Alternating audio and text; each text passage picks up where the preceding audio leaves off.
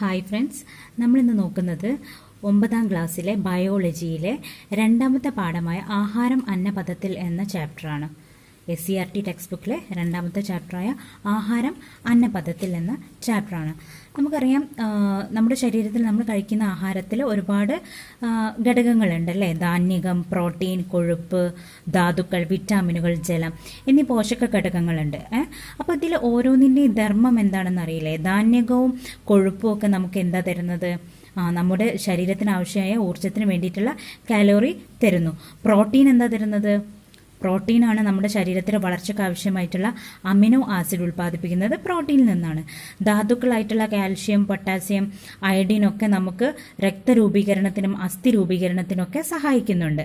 Vitamin A കണ്ണിൻ്റെ കാഴ്ചയ്ക്ക്, അതുപോലെ വിറ്റാമിൻ ഡിയിൽ നിന്ന് എല്ലിൻ്റെ ശക്തിക്ക് ഒക്കെ ഉപയോഗിക്കുന്നുണ്ട്. ജലം നമ്മുടെ ശരീരത്തിലുള്ള എല്ലാ പ്രവർത്തനങ്ങളും സുഗമമാവാനും രക്തരൂപീകരണത്തിനും ഉപയോഗിക്കുന്നുണ്ട്.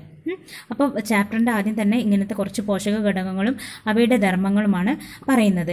ഇനി നമ്മുടെ കഴിക്കുന്ന ഭക്ഷണത്തിന് എന്താ സംഭവിക്കുന്നത്?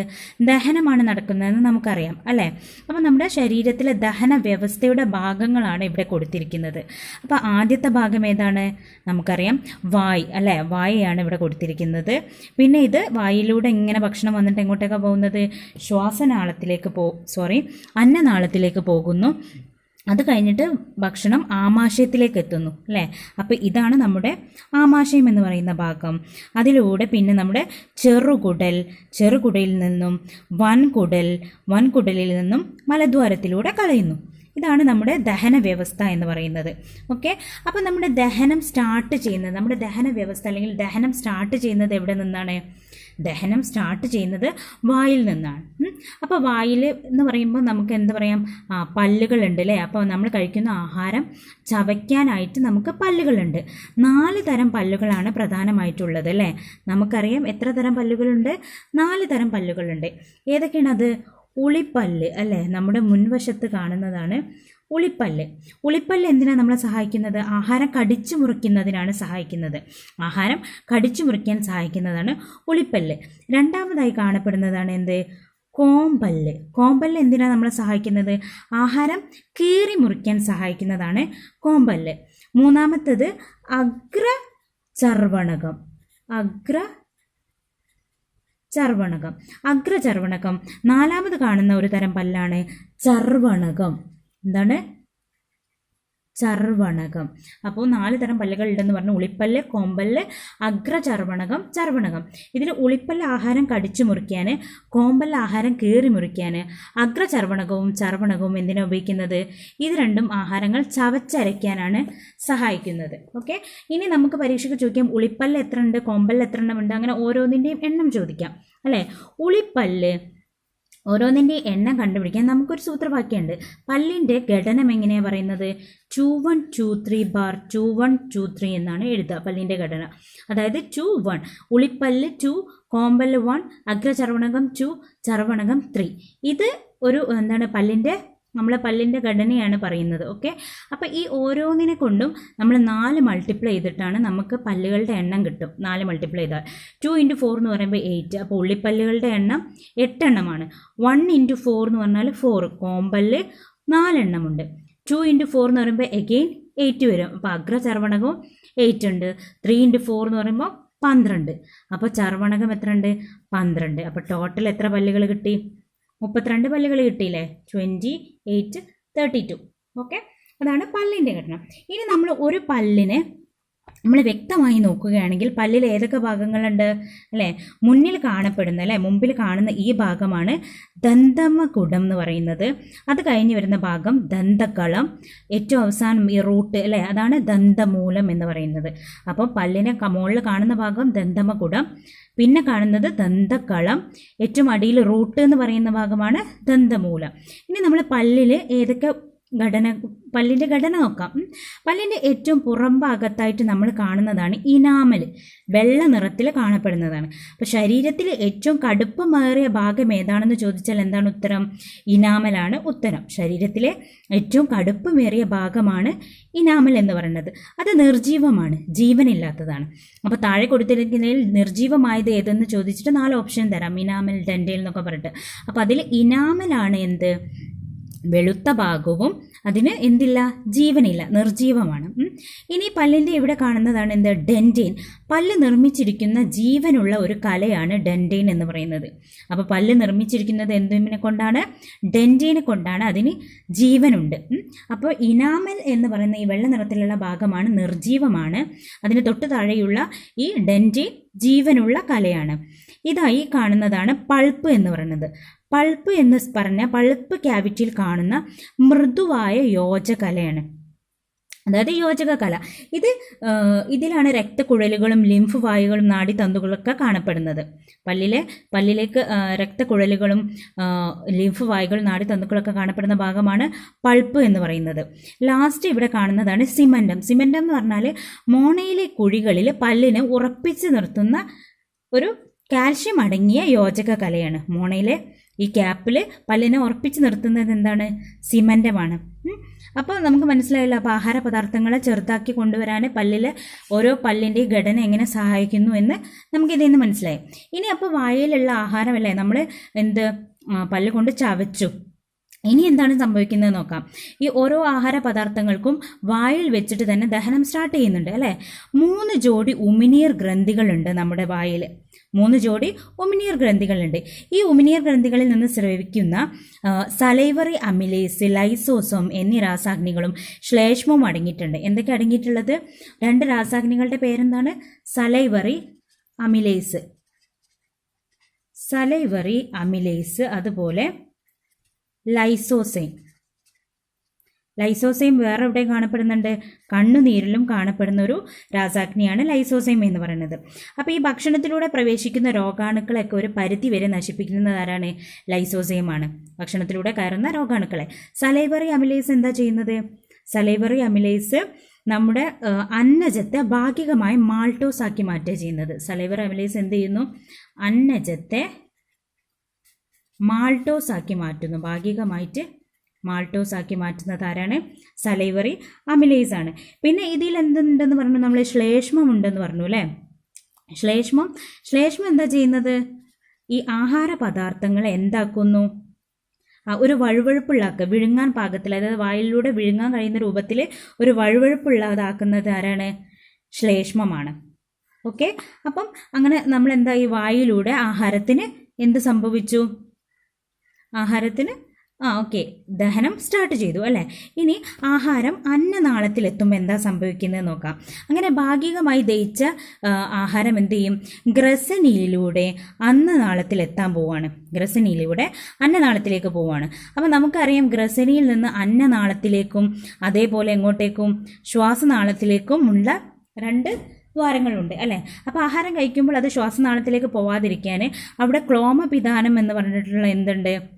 ഒരു മൂടിയുണ്ടെന്ന് പറയാം അല്ലേ? ശ്വാസനാളത്തിലേക്ക് ആഹാര പദാർത്ഥങ്ങൾ പോവാതിരിക്കാനാണ് ക്ലോമപിധാനം എന്ന് പറഞ്ഞിട്ടുള്ളൊരു ലിഡ് അവിടെ ഉണ്ട്. അങ്ങനെ ഭക്ഷണം കഴിക്കുമ്പോൾ നമ്മൾ എന്ത് ചെയ്യുന്നുണ്ട്? ഭക്ഷണം കഴിച്ചതിന് ശേഷം ആഹാരം അന്നനാളത്തിലൂടെ ആമാശയത്തിലേക്കാണ് പോകുന്നതെന്ന് നമുക്കറിയാം. അപ്പോൾ ഈ അന്നനാളത്തിലൂടെ ആഹാരത്തിൻ്റെ ചലനത്തെയാണ് പെരിസ്റ്റാൾസിസ് എന്ന് പറയുന്നത്. എന്താണ് പറയുന്നത്? പെരിസ്റ്റാൾസിസ് എന്നാണ് പറയുന്നത്. ആഹാരത്തിൻ്റെ ചലനത്തെ പെരിസ്റ്റാൾസിസ് എന്നാണ് പറയുന്നത്, അന്നനാളത്തിലൂടെയുള്ള. അങ്ങനെ അത് ആമാശയത്തിലെത്തുന്നു അല്ലേ? ആമാശയത്തിൽ നിന്നും എന്ത് സംഭവിക്കുന്നുണ്ട്? അത് അല്പം മാത്രം ദഹിച്ച ആഹാരമാണ് അല്ലേ? ആമാശയത്തിലും ആഹാരം എന്ത് ചെയ്യുന്നുണ്ട്? പെരിസ്റ്റാൾസിന് വിധേയമാകുന്നുണ്ട്. അതായത് ശക്തമായിട്ട് പെരിസ്റ്റാൾസിസ് നടത്തും. ഈ തരംഗചലനം. അങ്ങനെ ഈ ആമാശയത്തിൻ്റെ അവസാനത്തിൽ എന്തുണ്ട്? ഒരു വലയപേശികളുണ്ട്. ഈ വലയപേശികളാണ് ആഹാരത്തിനെ കുറച്ചധികം നേരം ആമാശയത്തിനുള്ളിൽ നിർത്താൻ സഹായിക്കുന്നത്. അങ്ങനെ ഇവിടെ വെച്ചിട്ട് എന്ത് സംഭവിക്കുന്നു? അതിന് ദഹന പ്രക്രിയ നടക്കുന്നുണ്ട് അല്ലേ? അതുപോലെ ഈ ആമാശയത്തിൽ നിന്ന് കുറേ എന്ത് സ്രവിക്കുന്നുണ്ട്? ആമാശയ രസങ്ങൾ ഉണ്ട്. ഈ ആമാശയ രസങ്ങൾ ഓരോന്നിനും ഓരോ കടമയാണുള്ളത്. പെപ്സിൻ എൻസൈം എന്ന് പറഞ്ഞ ഒരു എൻസൈം ഉണ്ട് ആമാശയ രസത്തിൽ. അത് പ്രോട്ടീനെ ഭാഗികമാക്കി പെപ്റ്റോണുകളാക്കുന്നു. എന്താ ചെയ്യുന്നത്? പ്രോട്ടീനെ പെപ്റ്റോണുകളാക്കുന്നത് ആരാണ്? പെപ്സിനാണ്. അപ്പോൾ ആമാശയ രസത്തിലുള്ള എൻസൈമുകളാണ് നമ്മൾ നോക്കുന്നത്. എന്താണ്? ഒന്ന് പെപ്സിന്. പെപ്സിന് എന്താ ചെയ്യുന്നത്? നമുക്കറിയാം, പ്രോട്ടീനെ പെപ്റ്റോണുകളാക്കുകയാണ്. മാംസ്യത്തിൻ്റെ വിഘടനമാണ് സംഭവിക്കുന്നത് കേട്ടോ. പെപ്സിന് പ്രോട്ടീനെ പെപ്റ്റൈഡുകളാക്കി മാറ്റുന്നു, ഇനി പെപ്റ്റോണുകളാക്കി മാറ്റുന്നു. ഇനി വേറൊരു എൻസൈം ഉള്ളത് ഏതാണ്? ലിപ്പേസ് ആണ്. ലിപ്പേസ് എന്താ ചെയ്യുന്നത്? ലിപ്പേസ് നമുക്കറിയാം കൊഴുപ്പിനെയാണ് അല്ലേ? കൊഴുപ്പിനെ വിഘടിപ്പിക്കുന്നതാണ് ലിപ്പേസ്. കൊഴുപ്പിനെ ദഹിപ്പിക്കുന്നു. പിന്നെ നമ്മുടെ ആമാശയത്തിലുള്ളതാണ് ഹൈഡ്രോക്ലോറിക് ആസിഡ്. ഹൈഡ്രോക്ലോറിക് ആസിഡ് എന്താ ചെയ്യുന്നത്? രോഗാണുക്കളെ നശിപ്പിക്കാനാണ്. അതായത് ആഹാരത്തിലൂടെ കയറുന്ന രോഗാണുക്കളെ നശിപ്പിക്കുന്നു. അതുപോലെ ആമാശയത്തിൽ നടക്കുന്ന ദഹന പ്രക്രിയക്ക് ഒരു pH, അനുയോജ്യമായ ഒരു pH നിലനിർത്തുന്നതും HCl ആണ്. പിന്നെ ആമാശയത്തിൽ എന്താണുള്ളത്? ശ്ലേഷ്മം. ശ്ലേഷ്മം എന്താ ചെയ്യുന്നത്? അതായത് ദഹനരസങ്ങളുടെ പ്രവർത്തനങ്ങളിൽ നിന്ന് ആമാശയ ഭിത്തിയെ സംരക്ഷിക്കുന്നു. എന്തുകൊണ്ടാണ് ആമാശയ ഭിത്തിയെ സംരക്ഷിക്കുന്നു എന്ന് പറയാൻ കാരണം? ആമാശയത്തിൽ HCl ഉണ്ടെന്നാണ് പറയുന്നത് അല്ലേ? HCl എന്ന് പറഞ്ഞാൽ എന്താണ്? ഒരു ആസിഡാണ്. അപ്പോൾ ഈ ആസിഡ് ആമാശയ ഭിത്തിയെ നശിപ്പിക്കാതിരിക്കാൻ സഹായിക്കുന്നത് ആരാണ്? ശ്ലേഷ്മമാണ്. അപ്പോൾ ഏതൊക്കെയാണ് ആമാശയത്തിലുള്ള രസങ്ങൾ? ആമാശയ രസങ്ങൾ ഏതൊക്കെയാണ്?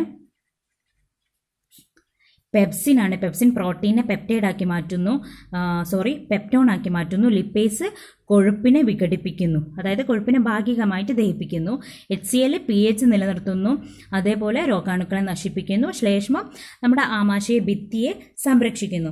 അപ്പോൾ ഈ ഹൈഡ്രോക്ലോറിക് ആസിഡിൻ്റെ pH മൂല്യം എന്ന് പറഞ്ഞാൽ ഏകദേശം 1-ൻ്റെയും 3-ൻ്റെയും ഇടയിലാണ്. 1 മുതൽ 3 വരെ വരാമെന്ന pH. അപ്പം ആമാശയത്തിന് ഈ HCl കൊണ്ട് ആമാശയ ഭിത്തിക്ക് ഒരു ബുദ്ധിമുട്ട് വരാതിരിക്കാനാണ് ശ്ലേഷ്മവും അതുപോലെ ബൈകാർബണേറ്റ്സ്, ആമാശയത്തിലുള്ള ബൈകാർബണേറ്റ്സും ആമാശയ ഭിത്തിയെ സഹായിക്കുന്നുണ്ട്. ശ്ലേഷ്മം എങ്ങനെ സഹായിക്കുന്നത്?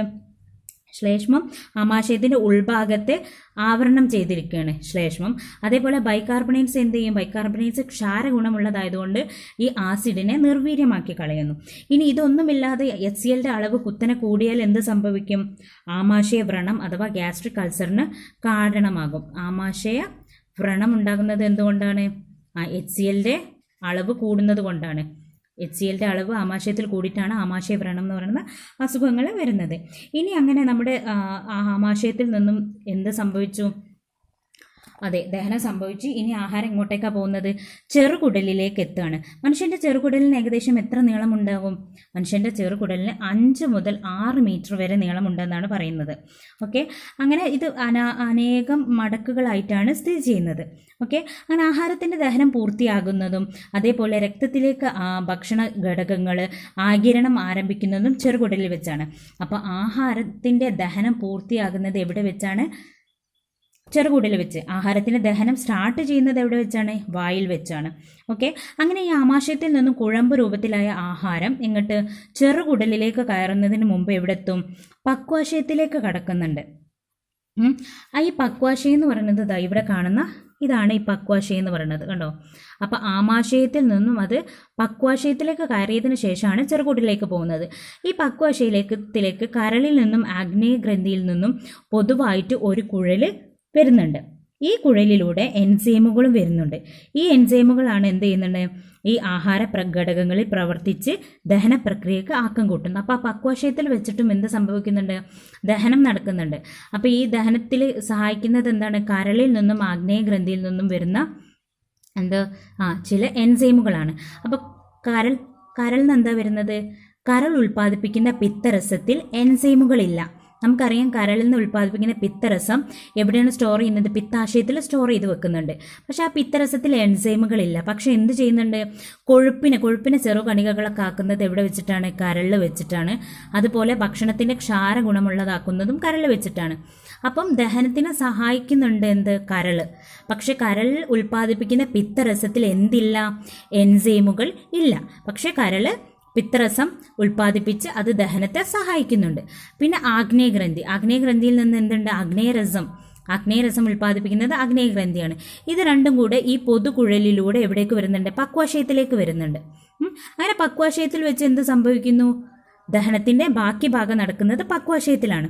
അപ്പോൾ ആഗ്നേയ രസങ്ങൾ നമ്മൾ നേരത്തെ ആമാശയത്തിലുള്ള പ്രധാനപ്പെട്ട രസങ്ങൾ പഠിച്ചു അല്ലേ? ആമാശയത്തിൽ എന്തൊക്കെ ഉണ്ടെന്ന് പഠിച്ചത്? പെപ്സിന്, ലിപ്പേസ്, HCl, ശ്ലേഷ്മം എന്നിവ ഉണ്ടെന്ന് പഠിച്ചു അല്ലേ? അതേപോലെ തന്നെ നമുക്ക് എന്തുണ്ട്? ആഗ്നേയ രസത്തിലുമുണ്ട്. ആഗ്നേയ രസത്തിൽ എന്തൊക്കെയുണ്ട്? അമിലേസ്. ആഗ്നേയ രസത്തിലുള്ള പ്രധാനപ്പെട്ട ഘടകങ്ങൾ അമിലേസ്, ട്രിപ്സിന്, പിന്നെ ലിപ്പേസ്. നമ്മൾ നേരത്തെ പറഞ്ഞ പോലെ തന്നെ പാൻക്രിയാറ്റിക്, ലിപ്പേസ്. ഇവർ മൂന്നിൻ്റെയും ധർമ്മങ്ങൾ എന്താന്ന് നോക്കാം. ഈ അമിലേസ് എന്താ ചെയ്യുക? നമ്മുടെ സലൈവറി അമിലേസ് പോലെ തന്നെ ഇവിടെ എന്താ ചെയ്യുന്നത്? അന്നജത്തിനെ എന്താക്കി മാറ്റുന്നു? അന്നജത്തിനെ മാൾട്ടോസ് ആക്കി മാറ്റുകയാണ്. ആരുടെ കടമ? അന്നജത്തെ മാൾട്ടോസ് ആക്കി മാറ്റാണ് അമിലേസ്. ട്രിപ്സിൻ നേരത്തെ പോലെ തന്നെ പ്രോട്ടീൻ എന്താക്കി മാറ്റും? പ്രോട്ടീനെ എന്താക്കി മാറ്റുന്നു? പെപ്റ്റൈഡ് ആക്കി മാറ്റുന്നു. പ്രോട്ടീനെ പെപ്റ്റൈഡ് ആക്കി മാറ്റുന്നത് ട്രിപ്സിനാണ്. ലിപ്പേസ് കൊഴുപ്പിനെ അല്ലേ, നമ്മൾ നേരത്തെ പറഞ്ഞു കൊഴുപ്പിനെ വിഘടിപ്പിക്കുന്നത്. പക്ഷെ ആമാശയത്തിൽ വെച്ച് കൊഴുപ്പിന് എന്താ സംഭവിച്ചത്? ഭാഗികമായേ ദഹിപ്പിക്കുന്നുള്ളൂ. ഇവിടെ കൊഴുപ്പ് എന്തൊക്കെ ആയി മാറുന്നുണ്ട്? ഫാറ്റി ആസിഡും ഗ്ലിസറോളുമായി മാറുന്നുണ്ട്. ഫാറ്റി ആസിഡും ഗ്ലിസറോളുമായി മാറുന്നുണ്ട്. അപ്പോൾ കൊഴുപ്പിന് ഏകദേശം മുഴുവനായിട്ടും എന്ത് സംഭവിക്കുന്നു? മുഴുവനായിട്ടും ദഹനം നടക്കുന്നുണ്ട്. അപ്പം നോക്കുക എന്തൊക്കെയാണ്? പാൻക്രിയാറ്റിക് അമിലേസ് അന്നജത്തെ മാൾട്ടോസ് ആക്കി മാറ്റുന്നു. പ്രോട്ടീന് ട്രിപ്സിനെ പെപ്റ്റൈഡ് ആക്കി മാറ്റുന്നു. കൊഴുപ്പ് പാൻക്രിയാറ്റിക് ലിപ്പേഴ്സിനെ ഫാറ്റി ആസിഡും ഗ്ലിസറോളും ആക്കി മാറ്റുന്നു. അപ്പോൾ പക്വാശയത്തിൽ നിന്ന് ആഹാരം ചെറുകുടലിലേക്ക് എത്തുമ്പോൾ എന്തൊക്കെ സംഭവിച്ചിട്ടുണ്ട്? ചെറുകുടലിൽ കുറച്ച് എൻസൈം ഉണ്ട്. ആ എൻസൈമുകൾ പിന്നെ ഈ മാൾട്ടോസിനെയും അതേപോലെ ഈ പെപ്റ്റൈഡിനെയും ഒക്കെ വീണ്ടും വിഘടിപ്പിക്കുന്നുണ്ട്. മാൾട്ടോസിനെ പാലിലെ അതേപോലെ ധാന്യകമായ ലാക്ടോസിനെയും പഞ്ചസാരയും ഒക്കെ ദഹിപ്പിച്ച് ഗ്ലൂക്കോസ്, ഫ്രക്ടോസ്, ഗാലക്ടോസ് എന്നീ ലഘുഘടകങ്ങളാക്കി മാറ്റുന്നു. മറ്റൊരു വിഭാഗം എൻസൈമുകൾ എന്ത് ചെയ്യുന്നു? പെപ്റ്റൈഡുകളെ അമിനോ ആസിഡുകളായി മാറ്റുന്നു. അപ്പോൾ പക്വാശയത്തിൽ തന്നെ വച്ച് കൊഴുപ്പിൻ്റെ ദഹനം ഏതാണ്ട് പൂർത്തീകരിക്കുകയും ചെയ്തിട്ടുണ്ട്. അപ്പം എന്താണ് പറഞ്ഞത്? അതായത് പക്വാശയത്തിൽ വെച്ച് നമുക്ക് കൊഴുപ്പിൻ്റെ ദഹനം പൂർത്തിയായി. പക്വാശയത്തിൽ വെച്ച് കൊഴുപ്പിനെ നമ്മൾ പറഞ്ഞു ഫാറ്റി ആസിഡും ഗ്ലിസറോളും ആക്കി മാറ്റുകയുണ്ടായി അല്ലേ? അത് പക്വാശയത്തിൽ വെച്ചിട്ട് തന്നെ നടന്നിട്ടുണ്ട്. ഇനി നടക്കാത്തത് ഏതാണ്? അതെ, പ്രോട്ടീനെ നമ്മൾ പെപ്റ്റൈഡ് ആക്കി മാറ്റിയേ ചെയ്തിട്ടുള്ളൂ അല്ലേ? പെപ്റ്റൈഡ്സിനെ പിന്നീട് ചെറുകുടലിൽ വെച്ചിട്ട് എന്താക്കി മാറ്റുന്നുണ്ട്? അമിനോ ആസിഡാക്കി മാറ്റുന്നു. പെപ്റ്റൈഡ്സിനെ അമിനോ ആസിഡാക്കി മാറ്റുന്നു. എന്നാൽ മാൾട്ടോസ് അതുപോലെ മറ്റ് ഗ്ലൂക്കോസുകൾ ഉണ്ടല്ലോ, മാൾട്ടോസ് അതേപോലെ പഞ്ചസാര, ലാക്ടോസ് എന്നിവയൊക്കെ എന്തായിട്ട് മാറുന്നുണ്ട്? എന്നിവയിനൊക്കെ ചെറുകുടലിൽ വെച്ചിട്ട് ഗ്ലൂക്കോസ്, ഗാലക്ടോസ് അതുപോലെ ഫ്രക്ടോസ് എന്നിവയാക്കി മാറ്റുന്നു. മനസ്സിലായല്ലോ? അപ്പോൾ പൂർണ്ണമായിട്ടും എന്തായി? ദഹനം നടന്നു അല്ലേ? പെപ്റ്റൈഡ്സിനെ അമിനോ ആസിഡാക്കി, മാൾട്ടോസിനെ ഗ്ലൂക്കോസ്, ഗാലക്ടോസ്, ഫ്രക്ടോസ് ആക്കി. ഇതൊക്കെ നടക്കുന്നത് ചെറുകുടലിലാണ്. എന്നാൽ കൊഴുപ്പിനെ മാത്രം പൂർണ്ണമായിട്ടും നടക്കുന്നത് എവിടെ നിന്നാണ്? പക്വാശയത്തിൽ വെച്ച് തന്നെ പൂർണ്ണമായിട്ടും നടക്കുകയുണ്ടായി. അപ്പം ദഹന വ്യവസ്ഥ നമ്മൾ കംപ്ലീറ്റ് പറഞ്ഞു. ദഹന വ്യവസ്ഥ സ്റ്റാർട്ട് ചെയ്യുന്നത് വായിൽ നിന്നാണ് അല്ലേ? വായിൽ നിന്ന് സ്റ്റാർട്ട് ചെയ്തിട്ട് എൻഡ് ചെയ്യുന്നത് ചെറുകുടലിൽ വെച്ചാണ്. എവിടെ നിന്നെല്ലാം ദഹനം നടക്കുന്നുണ്ട്? വായിൽ വെച്ച് നടന്ന് പിന്നെ അന്നനാളത്തിലെത്തും അല്ലേ? അന്നനാളത്തിലെത്തിയതിന് ശേഷം എങ്ങോട്ടാണ് പോകുന്നത്? അന്നനാളത്തിൽ നിന്നും ആമാശയത്തിലേക്ക് പോകും. ഓക്കെ, ആമാശയത്തിൽ നിന്നും എങ്ങോട്ടേക്ക് പോകും? പക്വാശയത്തിൽ നിന്നും ചെറുകുടലിലേക്ക് പോകും. അപ്പോൾ ഇങ്ങനെയാണ് ദഹന പ്രക്രിയ നടക്കുന്നത്. ഓക്കെ, ഇതെല്ലാവർക്കും മനസ്സിലായെന്ന് വിചാരിക്കുന്നു.